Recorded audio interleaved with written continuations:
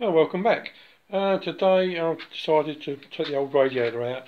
This is the one that's originally fitted in the B. I don't know if you can see it very well, but it's actually quite thin. Apparently it did actually do the cooling. It wasn't actually very securely fitted, and I took it out and see in there it's been rubbing against the fan, so it's only a matter of time before it went through the cores and puked out water everywhere. So obviously it's got to go. I found another one. Another radiator, which I got for a bloke. He's just taken out of his Robin Hood. He's putting a bigger engine in, so he didn't need this one. But the only thing with this one, I've had to change all the brackets. I don't know if you see these brackets on the side are welded on, they're the mounting brackets. And it also had, I don't know if you can see these or not, for these brackets, which were welded on the other side for electric fan. But the only downside, you couldn't get a nut on it. So I've actually cut all them off.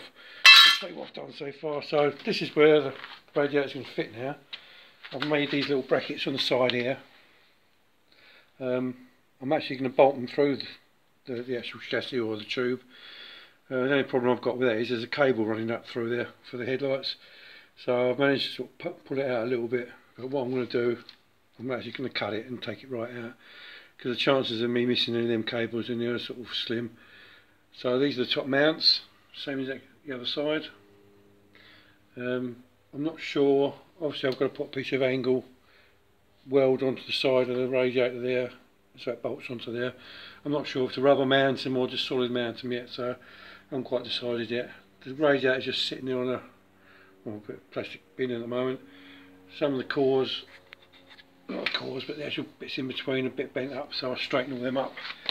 What I've actually done as well, if you can see from here, I've actually taken off the water pump, because it's the old pump with the I'm not sure what that fan is called. Is it a viscous fan? That's the remains of it. Oh, these brackets here were the brackets that hold in the radiator on, and that's it.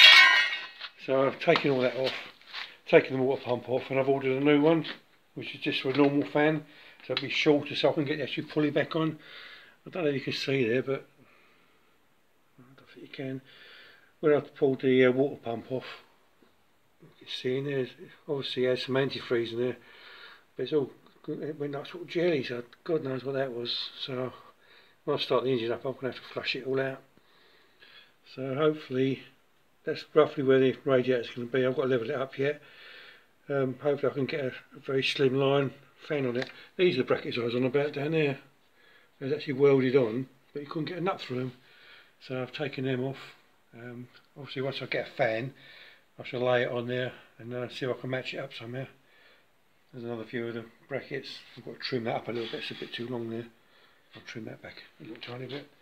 So that's the reason of changing the radiator. Plus also now, the actual pipes would be better, because I can go straight from here, get my hand out of the way, straight into there. And again, you can't really see the bottom one because I've got the pump out. As before we had, let's have a quick look. That's the old top hoses, have got more bends than anything in it. So it's a shame really, because the guy I bought it from, you know, assured me the radiator's really cooled well, but it's just too close to the bloody fan. Look at that. I'm sort of, I know the spirit level's not showing at level because it's just dropped down a little bit at the moment, but that's pretty much where it's going to go, I think. I don't want to go any lower, don't want to go any higher.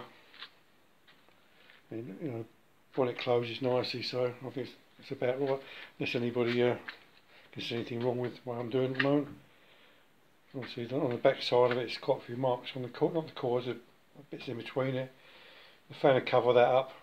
I think the fan did have an electric fan on it before, but what they use is the bolts or the clips that go through the radiator cores. I keep calling it cores, it's not core, is it? Anyway, you know what I mean. That's pretty much that. Well, that's our water pump I took off with the viscous fan.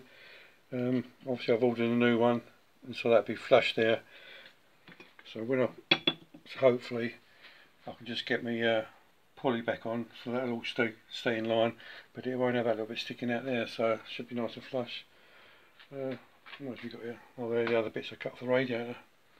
The fan was on it, but the idea was good because they put it on there, but that was so flush to the actual core of the radiator, you couldn't get a bolt through it or nut through it, so that to come off. Otherwise the other side bit, the radiator. It wasn't actually welded on that well because there's no penetration on it. Anyway, that's pretty much it at the moment. Thanks for coming back. See you again shortly. Bye now.